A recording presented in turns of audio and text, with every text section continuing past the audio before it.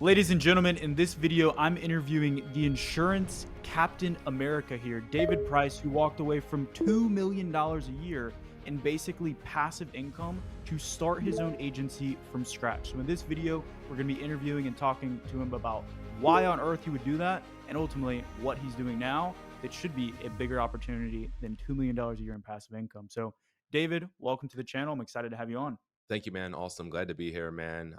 Super excited to share some insight with you. 100%. Awesome, man. Well, for people who don't know you yet, can you kind of give like a brief background on, maybe what you're doing before insurance and then what you're building now? Yeah, absolutely. I got my insurance license in 2018. I'm a recovering drug addict. I got clean in 2013, and that was like my beginning of self development. Before that, I never worked a full commission, only commission job. My first only commission job was actually repo and cars. So realistically, 2018 was like my introduction to sales, personal development, being commission, sales commission. And I did everything. I worked as an electrician. I worked as a plumber. I worked as a carpenter. I've been fired, but from almost every job I've had, I'm not the greatest employee. I think most entrepreneurs aren't good employees. So, you name it, I've done it. I've been broke. I've been bankrupt. I've been homeless. I've been addicted to drugs. I walked every path there is to walk in life, man. So it's just really grateful to be where I'm at, and I like to share those things. Not as like war stories or trophies, but more to let people know wherever you're at right now. It really doesn't matter. It doesn't matter where you started, because I started on the bottom and then dug a hole and got even deeper, and now I'm doing pretty okay. Yeah. You ever heard of the concept of like you meet someone, it's like they've lived like 5 or 6 lifetimes in one? Yeah, that's how I feel. It kind of sounds like that's what you got going on for sure, man. Like that's you just drop so many different like paths in one little like backstory. That's crazy. Yeah, again, I mean, we could go hours and hours on different things I've been through, and different struggles and all that. We could talk about the drug addicted parents, single mom, being welfare, and in that whole world, and getting addicted to drugs myself, and losing jobs. We could talk all day long, but the biggest thing I always want to get to people is I want to give people hope and let them know it doesn't matter where you're at right now. I mean, 8 years ago, I mean, I was clean, but I was sleeping on someone's couch and I didn't own a car, right? So like, if you're above, not sleeping on a couch and not owning a car, um, and then you're definitely ahead of where I'm at. So think in the next 8 years, you could, you know, be a seven-figure earner. There we go. Well, I want to get into the story of like, first of all, because $2 million a year in passive income, I don't think we can just brush over that and go to like you walking away from it. We got to talk about like how you go from sleeping on a couch, recovering drug addict, to making $2 million a year in passive income. And then I think we can talk about like why you left that, why you walked away, and ultimately what you're doing now. But I mean, I think we'd be doing a disservice to the viewers if we didn't at least touch on how you go, how you like how that rise happened so quickly. So you got into the insurance industry and then kind of walk me through like how did you go about building up, or did you like get in and you were just some freaking wolf of wall street of insurance and you just closing everyone left and right, or did you have like some of the struggles that a lot of new agents have? No, I had all the struggles. I thought it was going to be a lot easier than it was. I think that's a same thing for almost every single agent that I hire. At least I'm sure you see it a lot as well. It's Yep. probably pretty common, right? I think the industry does a really good job of making it sound like a get rich quick scheme, and you see some people that Yep. just do it right effortlessly. Plus, social media doesn't help with a lot of people exaggerating and just posting whatever they want to post. Yep. But ultimately, I was working direct mail leads, and in my head, I'm like, if this person's mailing this in and they're interested in insurance, like I'm going to close like 90% of them. Hmm. And then I found out that you don't get in touch with most of them, right? I'm showing up to mailboxes that are missing houses. I'm like, well, what am I supposed to do with this?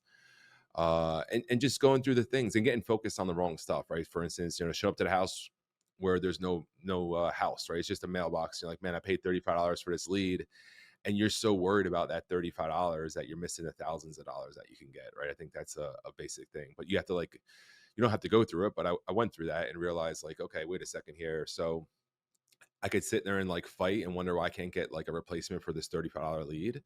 or I could go find my money, right? Mhm. And so the mindset has to change, and I think that that's a big thing. But my first 6 months, so 2018, I think I wrote my first app in May. My first 1099 was like $32,000. And I feel like that's a very similar 1099 for a lot of people the first year in the business. The only difference is I was putting in like 80 hours a week, Yeah, right? that's, like, the exact story I had, dude. It's like face to face, direct mail. I think I have a video on my phone from, like, 2021 of me knocking on there was only a mailbox, and then there's no house. It's just, Yeah. like, I'm like, fence how's this post and happen? a porch left. It's like, "What? How am I supposed to sell this?" Yeah, and again, it's just like getting so caught up in these little details and like just so worried about commission and so worried. I think there's like so much fear, right? It's like, oh my god, I just invested money in leads, I'm not going to be able to get it back, and then it's like you're so caught up, right? It's like not seeing the forest through the trees, kind of a deal, right? Yep, Because realistically, what you should do, and is if there's a mailbox and there's no house, go find a house, right? Like there's somebody around somewhere that wants insurance, right? Somebody, you got to find someone.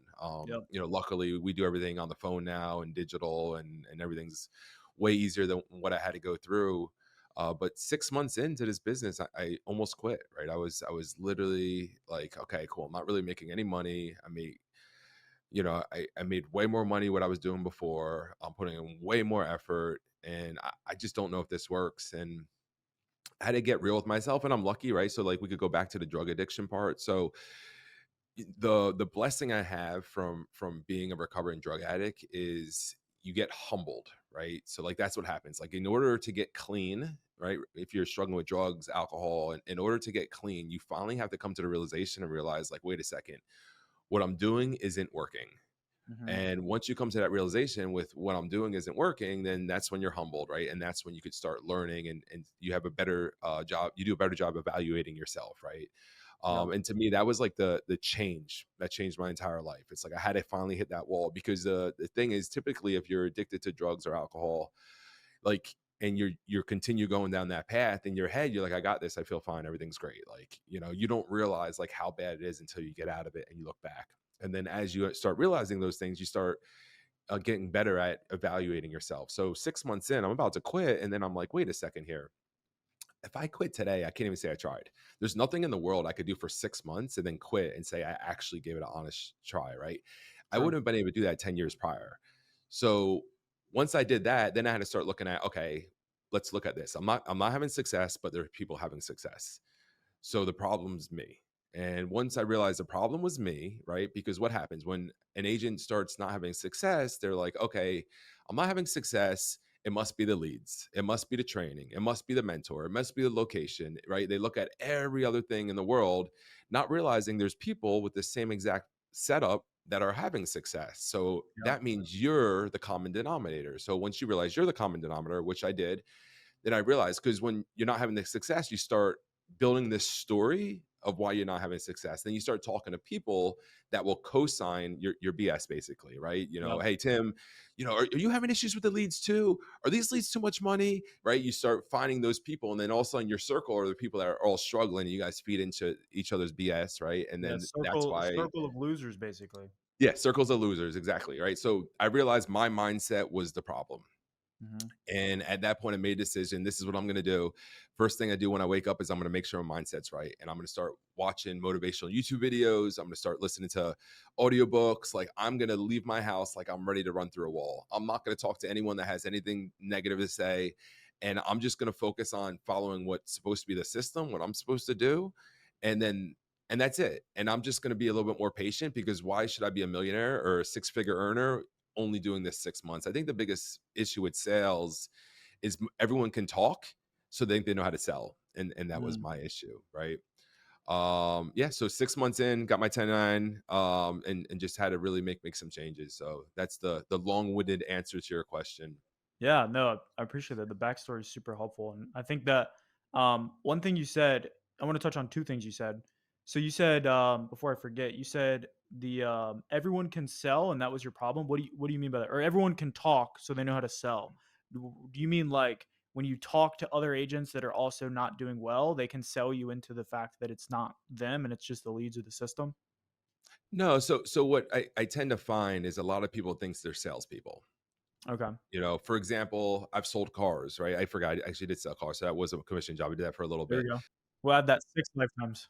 I did that for exactly. I did that for like tax season, and then it slowed down and I stopped. But with cars, it's like they're coming looking for a car. To me, Yeah, you're more of a customer service rep, right? So you're not really selling. And a lot of car salespeople think they're salespeople, but realistically, I feel like the people that work really hard and have good relationships or talk to people well, but it's really the time. The people who put the most time in probably are the top producers. That was me. I was the number one producer every month. It's just because I made sure I was the first one there and the last one to leave. It's real simple. yeah, got it. But when you're selling insurance, this is something that these people don't really feel like they need, right? They're not going to get to use it. They don't get to drive it. They don't get to live in it. They don't get to eat it. And you really have to learn how to listen to people. And you really have to learn how to sell. And that's the thing. So they do too much talking. Like if I go to a car dealership, I went with one of my agents when she bought her first brand new car. She bought a BMW. And I went to the car dealership with her to help her out. And I'm listening. This lady would not shut up. She's like, "It's got AM, FM radio. It's got a CD player." Like, she didn't ask her, like, "What color do you like? Do you like Feature junkie. leather?" She didn't ask anything. That's it. She Yeah. just kept talking and talking and talking, and she thinks she was selling, but she wasn't selling at all, right? And realistically, my agent already picked out the car. Like, she was sold on the car. So, since everyone can talk, they think they have the skill of sales, and they Got it. don't have the skill of sales, and it's okay, but like, you have to recognize that, and then you have to learn how to be a good listener, how to deal with real objections, and you have to learn these things. But they don't realize it, because just like myself, I'm like, oh, I can sell, I know how to sell, right? And then I realized selling insurance is selling. That's real sales. You learn how to sell insurance, you can sell anything in the world after that. Yeah. Well, I mean, I'll just tell you like what we see because we do a bunch of leads and run ads for people and all kinds of stuff. And whenever people come through and they submit an application to like speak with our team to see if we can help them, we have them type in what's your biggest bottleneck, and like every single time, I'm not gonna say every time, but 95% of the time, they'll say something like I could sell water to a whale, or I could sell sand to like someone in the Middle East, but it's just the leads. Like literally, we just have like all these things that come in and they're just like leads, leads, leads, leads. So everyone loves to point the finger. But I think this is the other thing I wanted to touch on. Like I think a good agent can make money and make sales on a bad lead source, but if they switch to a good lead source and a better system, they'll make more money. But a bad agent is not going to see success on either. Like what you were talking about, if you show up to the house and there's no house, you go knock on the other house. I used to like, I would work direct mail leads that were like 5 years old. And you'd show up to an apartment and like they've already left the apartment. I'm talking to a lady who's 30 and the lead car was 75 and I sold a policy. Like you just have to be resourceful, but like if you can't sell anything on bad leads, even if you get a better system and you have people that are actually interested, you're still not going to be able to succeed.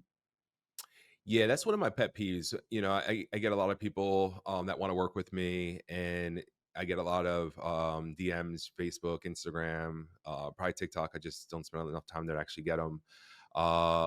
And a lot of times people are worried about the lead costs, right? They're asking, how much do the leads cost? How much do I have to invest weekly? And like, again, their mind, and I was asking the same questions, right? So I'm definitely not picking on these people, because same thing for me. I was wondering the same stuff. But realistically, it's not how much you need to invest in leads, because the leads should be making you money, right? And everyone, like, we all know people, there's people everywhere, right? So for instance, if you're really hungry and you really want to be successful in this business and you have no dollars, right? Then that's not a problem, because you find one person to sell insurance to. That's it. You make it a mission, you find one person, you get your commission, you invest in some leads, and if that's all the money you have in the entire world, then you invest in some leads and you make sure you get an ROI out of those leads. You ask for referrals from every person you talk to. In the meantime, you're still talking to everyone you know, right? And you keep Yeah. building it up, building it up, building up. I mean, if you look at like successful entrepreneurs, um, and we could walk out of insurance for a little bit. It's like they start somewhere, right? You hear someone like, "Oh, I start with one rental house," right? Like Grant Cardone, like, I start with one rental house, and then I had two, and like, you build the bankroll up, you keep building, you keep flipping, right? You're using the leads to flip your money, and people get so caught up in they get caught up in like, what's the cost? Like, what is it going to cost to get started? And at the Yeah. end of the day, like, if you really, really want it, like, you're gonna make it happen. But yes, having a good lead source, a good system, good support, that will definitely take somebody who's someone that's having success, and that will catapult their future or their Yeah. their success. But like, also too, like, give them a lot more success with less effort, which Right. we're seeing right now, big time. Yeah, 100%. So, you start as an agent, you have all the woes that everyone else has, but you stick with it. How do you go from like, because I don't know anyone that's personally producing, at least like, I know the company you with, the main product is final expense, right? I don't know anyone who's personally producing and making 2 million bucks a year on their own pen. How do you build that income, and how is that passive? Like, how are you not having to work as much and making that much money? What does that look like? Yeah, so I think about like Amazon or Uber. Like you gotta build it like a business. You know, I had Yeah. somebody. All right, so real quick, I need to interrupt the video because if you're a life insurance agent, chances are you're doing one of three things. You're either buying age leads, you're buying leads from your IMO, or you're buying leads from a lead vendor. And chances are you are way overpaying for those leads. And not to mention, the leads never even pick up the phone. Well, if that sounds familiar, then give me the next 15 seconds and I'm going to show you something that's going to completely change everything. We just launched Insurance Agent Freedom School, which is an entire training platform and program that will show you how to fire your lead vendor and cut your lead costs to 1/10 of the prices that you're paying right now. This is a program that I used to sell for over $2,000, but right now you can get access for just 99 bucks a month and try for free for 7 days. Inside, you'll learn everything that you need to know to fire your lead vendor and cut your lead costs so you can start generating way more profits in your business. Not only that, but whenever you join, I'm also going to give you access to a dialing software that has allowed us to see answer rates as high as 20%. So if you make 100 dials, that means 20 people are answering. So I'm going to include a link down below this video to get access to a free trial. All you need to do is click the link down below and start your free trial to fire your lead vendor, generate more profits, boost your answer rates, and start making more money in your insurance business. Now, back to the video. I don't know if they're trying to call me out or be like they're like, oh, you don't write any business. I'm like, well, I built a business, right? That's the goal. Matter of fact, if I'm running business, I feel like I'm stealing it because I have referrals all the time. I give it to my agents. Mm-hmm. So I feel like if I'm running business, that's not my job. My job is to help my agents. But so you have to build different departments, right? So I got a recruiting department, and the recruiting department's the one that looks for talent, right? I got managers; they're the ones that handle the training. Um, you build a recruiting system, like same thing, like how you get leads come in. Like it's just building systems and processes that you could eliminate yourself from. I have a social media team, like I have employees, right? So it costs money, right? Just like anything else. But you look at Walmart, right? You don't see Sam Walton sitting at the cash register checking out your groceries when you stop over there, right? It's just you got to look at like a business. And so many people, they get caught, they get this like little glass ceiling and they just get caught in this world, or they just want to be the top producer all the time, or they're scared to step back. Because in the beginning you got to step back. I remember when I first started having success as an agency owner, my agents were making more money than me because I had to step out of the field and I had to put my effort on helping them and finding more people. And when you're doing that, your cash flow slows down. But after a while, if you do it right and you stay consistent, then you build a snowball of cash flow that keeps growing. Yeah. So you start, stepped out of producing. It sounds like a big thing for you is like delegating and building systems, right? It seems like that's kind of the theme here. So how do you like what was the build up process to get to, you making $2 million a year passively? Because obviously you have the team, you started building agents. How did you go about recruiting and building and making sure people were seeing success? Like what was the process there? I'll sell you the coaching program for 99.99. Yeah. No, I'm just joking. So like it, $99.99 or 10,000? no, it's probably a little bit more than that. But realistically, it's like you look at the process. So you always want to look at your business and you look at it like, all right, what is stopping me right now from having success? And when you just get started, it's you running business. That's it, right? So you're running some business, and while you're running some business, you're working on hiring. Once you're competent enough to help somebody else, right? Don't skip that part. That's a very important part. Then you start hiring some other people, right? Well, eventually their overrides are enough to cover your bills. And that's when you got to take the leap, right? You take the leap. At that point, this is where people are like, oh, well, I could go spend more time at the beach, right? And that's not what's going to help you get to that next level. So for me, as soon as I didn't have to write anymore, I was interviewing people from 9 o'clock to 5 o'clock every 30 minutes, right? So I'm hiring 30 people a month now by myself. So I'm Yep. still on the phone, I'm still working. Then you're like, all right, cool. I can only hire 30 people a month. And I'm not really spending any time with my agents anymore because I'm interviewing people all day long. So what do? Well, I could hire a recruiter, but one recruiter can't hire as many people as me, right? Because they're not as passionate as me. So I need two. So then you hire two recruiters. Now you got two people recruiting, so they're out recruiting what you can do by yourself. Now you're working on your managers some more, your agents some more, and now you want to develop them into managers, right? That's when you start developing some managers. Then they're ready to start taking some agents. So then you have the recruiting team start giving them agents, and you start helping them build businesses, right? So like that's the thing. Like I want to build a bunch of McDonald's all over the place. I just need a little piece of percentage off it, and let me help you become a millionaire by helping you build your own McDonald's. And then you start looking at, for me, I was looking, I'm like, all right, cool. So now I got a management team. Now I got a recruiting team. What's the next step? So I'm like, well, I need more agents. So then you start building up the recruiting team. So for me, what happened at that point was now I was sending too many people to my managers and they're getting overloaded. They couldn't train all the people. So I'm like, all right, here's my new bottleneck. My bottleneck is I don't have a big enough management team. So I'm like, what do I do about this? I need to find more managers. So then you go and you start working on developing more managers, and you want to build a wider management team. So again, it's just looking at these processes and like always looking at your business and be like, all right, cool. What's the next thing to get to that next step, right? And typically, it's always how to help somebody, right? How to help someone else level up.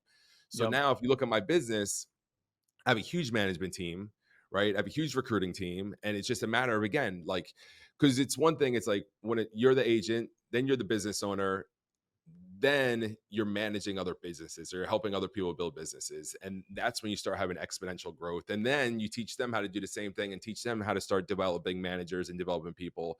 And that's when you start getting a really, really strong business. And that at that point, you could disappear, right? When you have enough people making enough money, you don't have to show up anymore. Unfortunately for me, I'm addicted to it. So I still keep showing up like crazy, or so I spend a lot of time in Thailand, like I believe you do. But yeah, I definitely I enjoy it. I enjoy it a lot. And I could do it from Thailand. I like sleeping early. You guys, Thailand is the time switches. I would have to work in the middle of the night. Yeah, I was there for 3 months. This was, like, it's been over a year. I only been once, by the way. I You spent only my went whole once? time in Okay. I was Thailand. just Yeah, no, but no. no, I think the reason I say it is because I've been to Thailand like 7 times, 8 times. So Yeah, I yeah. think about it all the time. Like I would love to just go there for like a month. Yeah. But I would have to like really like just feel like I could just detach for that month because I wouldn't want to be That was the working in the middle of the problem. night. I didn't detach, dude. I was a freaking vampire, man. It was like it's literally 12-hour difference from Eastern, so I was like I was on calls too. Like, if you're not having to meet with people or you just have like a couple meetings a day, totally doable. Like, I would totally recommend it, but like for what we do where we're talking to people all day and you gotta nah, it's bad. And that's in my head too, because I probably can disappear for a month. I just mentally wouldn't want to. Like I just again, I'm addicted to it. Until I get to that point to where like I can, then that's actually a goal of mine to do that. So that's why it was on my South mind. America. That's why I go to South America all the time. Like I go to Colombia, like Costa Rica. I've been to a bunch of times, so I try to stay in the same time zone because then it's easy. But I love Thailand. Thailand's a great place. Yeah, Thailand's great, man. Thailand's great. So, I mean, I can tell just from what you're talking about, like why you're so successful is you're not thinking about it like a salesperson or like an agent. You're viewing it as a business owner. Like these are the bottlenecks, and like whatever the lowest hanging fruit is, it sounds like that's what you're hitting. Like, what is the thing that's going to give me the biggest leverage? Who can I hire? What can I do? You mentioned something about having like managers. With your agency or where you had it with were you doing the 2 million passive? Were they like the traditional where they're like an upline, or were you like paying them a salary to be a manager? Just so I'm clear. No, they were everyone's fully independent. I like that model. It's super duplicatable. But yeah, so it's just people. For me, it's people could obviously hire agents themselves, right? Never going to stop that. But for me to spend my dimes, my energy to hire somebody and give it to one of my managers, like there has to be a level of trust. And then I have to feel that that person's going to be able to help the agent. So Got it. so to me, like once they do that, then I would say you're a manager, but realistically, they own their business. Got it. It's just a matter of at what point do I feel comfortable? If I hire an agent that's because they believe in me, I want to make sure that they're getting the love, and they'll get the two levels of support. They'll still get support from me, but then they'll get that person that's in the pit with them every day, selling, teaching them all the stuff that you have to deal with on a regular basis that maybe I'm not too versed on because I don't do that part on a regular basis. Ultimately it's like what I like spending my time doing is like finding leaders or finding people, develop into leaders and helping them build businesses. If someone like asked me like, Dave, what do you do for a living? I help people build virtual businesses like that. That's what I feel like. 100%, 100%. Okay, so obviously, you're basically building like you have an insurance empire at this point. You're making 2 million a year passive income. You can go to Thailand whenever you want. Maybe you don't want to, but you have the option. That's the dream life for most people, right? Like at that point, they're good, they're done. Why on earth would you walk away from that? And like what kind of led up to that decision? Yeah, so I was working with a company, and just like a lot of things in life, right? Things change. So I started with that company in 2018, and since over the years, what happened is they actually lowered the commissions that they're paying agents, and they increased the lead cost, right? And obviously you're big into marketing, and you're a great marketing company, and like you understand, like when you move one of those levers, it's going to really affect the agent. But when you move them both the wrong way, Yeah. then it's going to be harder. And what I started doing, and I started looking, I was like, it's really hard for a new agent to be successful. So what does that do? That one, it's harder for the new agent, but how can I help somebody build a business if when they hire someone, that person is going to have a hard time making a living? And so when I started looking at this, I'm like, all right, this is time to make a change. So uh that was the biggest thing. It's like I needed to build a business that was going to help the new agent, right? Someone that's not a superstar still make a pretty decent living in this business. Like right now, we checked last month, our average agent, and I'm blown away by this number because it actually went up. And usually, as production goes up, this number goes down. But the average production per agent was $9,500, and that's like unheard of in a agency doing over 700,000. Yeah. The month before was about 8,500, right? So that number is like going up, which is insane. And which means like, and just so people know, is that in a large agency, the average agency is about 3,000, right? In a larger agency. Now, when it's smaller, obviously those numbers are gonna be way different, right? Yep. So when you start looking at that and you're like, all right, cool. How do I make it so that an average agent doesn't have to be a superstar, just average and committed can thrive? When that person can thrive, it's easier for them to be successful. It's easier to grow and build. You have less churn. The money you're spending to recruit people, you're getting your return back on. Everything's better for everyone, right? Yep. So I wanted to build a place like that. I didn't want any limits. I didn't want anyone tell me how to do things. I didn't want to, somebody. I didn't want a boss, because the issue is when you have a boss, they don't know your business the way you know it. They think they do, but they're not in the pit, right? Just like when I talk about selling, like I'm not selling every single day, right? So like if I have a sales question about a carrier or what they're dealing with underwriting and stuff, like I'm going to go to the people like doing that every single day that I trust, because they're the ones that know.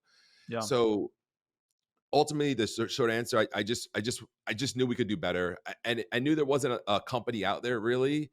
Most of the companies out there, the top people were getting fatter, but the newer agents they didn't have a good spot. They didn't have a spot where they could get good leads. They didn't, they didn't have the mentorship they needed. They weren't getting the tools that I think should have been available. So I'm like, listen, if I could build that and no one else is doing it, then I feel like we could really shake the industry up, and I feel like we're doing it right now. That's awesome, dude. So so you walk away, how do you like, how do you build up? Cuz I think you said, did you start in July or June? October 4th. Okay, October 4th. Yeah. Okay. How do you go from October 4th until now doing, I think you said you're at almost 700,000, or you're going to hit 700K in February? I think we did 760 last month. So 760 last yeah, month. we should break 800 this month and then blow past a million next month. How the hell do you do that in 4 Point months? five. Yeah, so it's there's a couple things that I'm blown away by it, first of all, because I didn't think it was possible. I was thinking we'll be back where we're at in about a year. I feel like in a year I'll be twice as better than I was before. Mhm. And it's one, focusing on the agent to be successful. So I got really involved in the lead development process, right? Because at the end of the day, leads are super important, right? So I got really involved in that. I wanted to make sure that agents could get leads that they could trust, make sure that I'm tracking ROIs and stuff like that to make sure that these leads are helping these agents being profitable. And then the other thing that we did, and I wasn't sure about it because it was the first thing, but we got really selective on who we hired. So before it was, we brought on everyone, gave everyone a chance, and we decided that we're going to go the exact opposite of what everyone else is doing and be really selective. So, matter of fact, right now we have over, I mean, we've hired over 300 people, and it's all been organic, right? We haven't ran any ads or done anything, which I'm known for spending stupid money on ads for hiring people.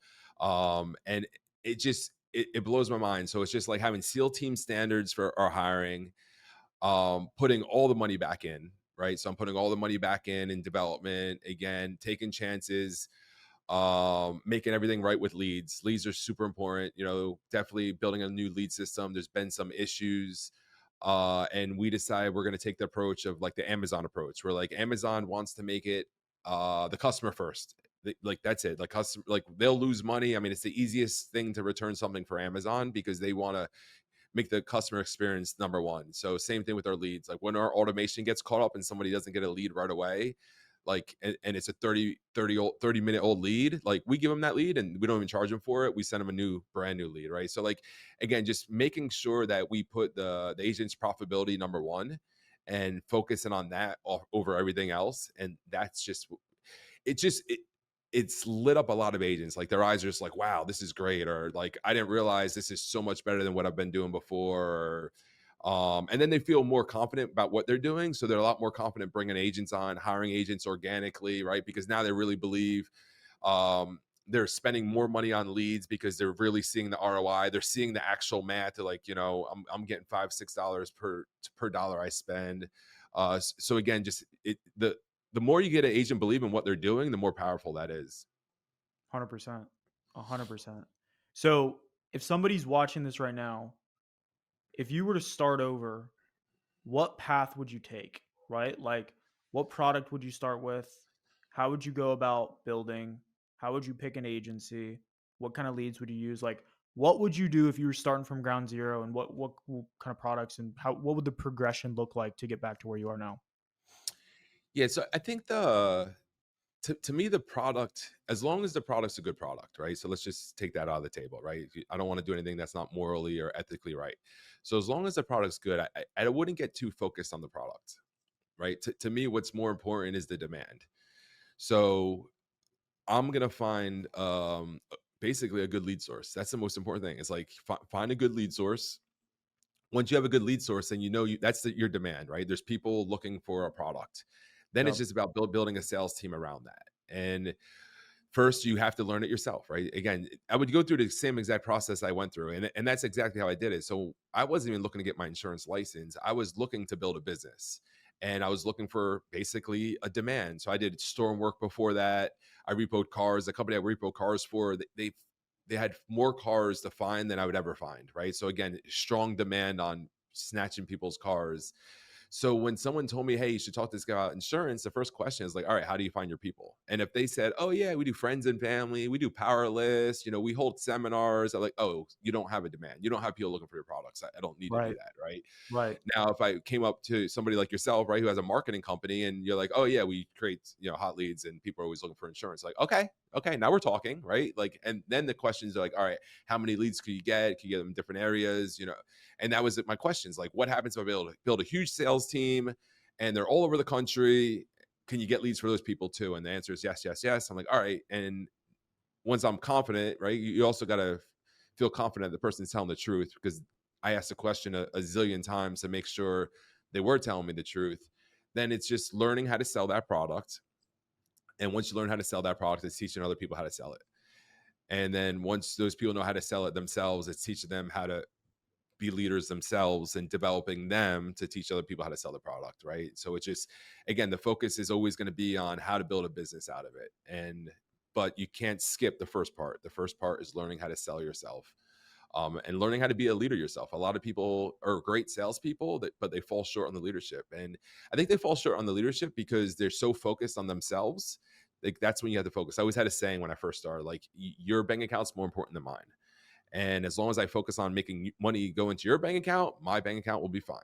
And that's where I think people, because when they start seeing other people, when they start coaching other people, it's taken away from them making money, right? Because it's a longer turn, right? Your overrides are slivers versus writing a policy yourself. but Right. ultimately, that's where you're gonna get the real freedom. 100%. Dang, man. If someone takes action on that, that's literally multi-million dollar advice right there. Awesome.